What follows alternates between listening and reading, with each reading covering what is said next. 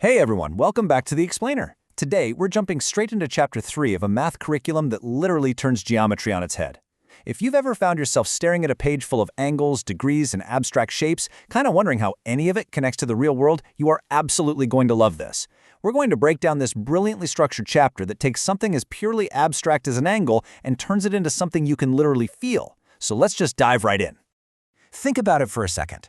What if the best way to understand geometry isn't with a protractor, but with your feet? It sounds a bit crazy, right? I mean, traditionally, math instruction just hands us a plastic protractor, points to a static drawing on a flat piece of paper, and tells us to measure the invisible space between two lines. It's dry, it's abstract, and frankly, it's exactly where a lot of students just start to tune out. But the source text we're analyzing today proposes a highly kinetic physical solution to this whole problem. It actually asks us to put down the textbook for a second and use our bodies. Let's kick things off with Section 1, the geometry of play, learning through movement. Right out of the gate, this curriculum completely bypasses math anxiety by grounding geometry in something every single student understands: play. Take these two students, Ashutosh and Sahana. They aren't sitting at desks. They're outside playing a game of statue. They have one foot fixed to a spot on the ground, and they're just rotating themselves around it. By putting this concept front and center, the curriculum is inviting us to mentally and physically perform these turns. Well before we ever talk about a vertex or a ray, we're simply spinning around in a circle. The text actually instructs teachers to have learners play this game. And I really want to emphasize this specific quote: rotate themselves around and stop as the teacher announces statue. Notice what's missing there. Yeah, absolutely no math jargon. The physical movement is the foundational step.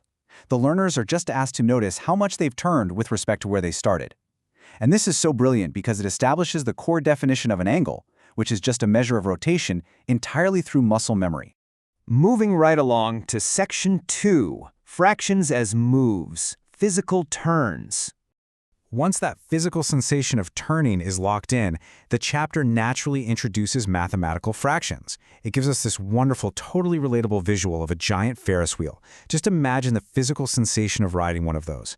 The text points out that the giant wheel makes a full turn when it comes right back to the starting position. It's basically a massive, real-world manifestation of the spinning those kids were just doing on the playground. You start at the bottom, you go all the way around, and boom, you're back where you started. That is one full turn. And here is the crucial pivot in the learning process. The textbook takes Ashutosh and Sahana's playground game and translates it. So Ashutosh made a complete circle by making a full turn. But Sahana took a half turn. And what did that half turn create on the ground? A half moon shape. The key takeaway here is that the kinetic action, the actual physical half turn, directly creates the abstract geometric shape, the half moon. The movement literally is the math. Next up, Section 3. Everyday angles, geometry around us. So we've firmly established turns and fractions using our bodies. Now the chapter asks us to look for them in the mundane details of our everyday environment.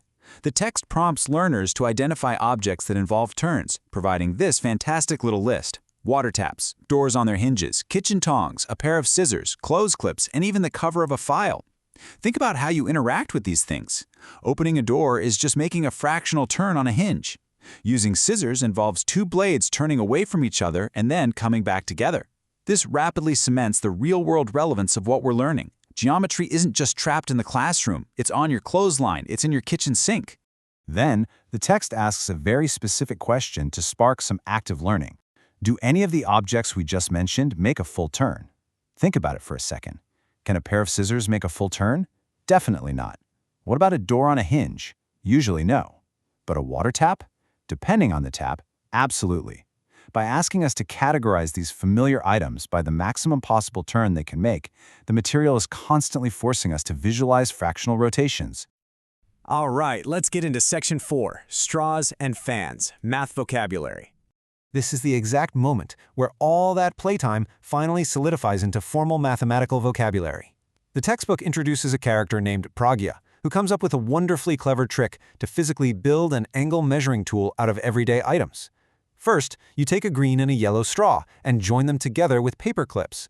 Second, you hold the green straw completely steady. And third, you turn the yellow straw around that fixed point.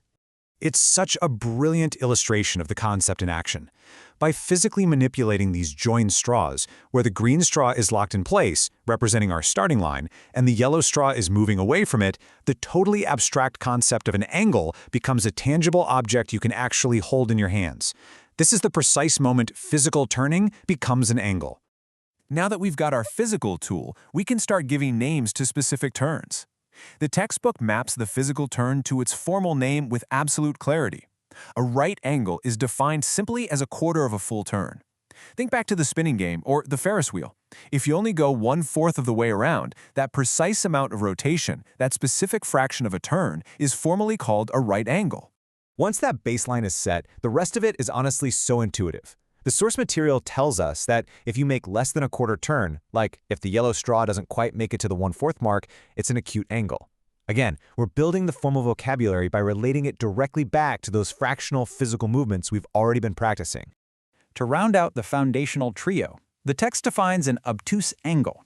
If you open those straws more than a quarter turn, but stop before you reach a straight line, which, remember, would be a half turn, you have an obtuse angle. You see the clear logic here?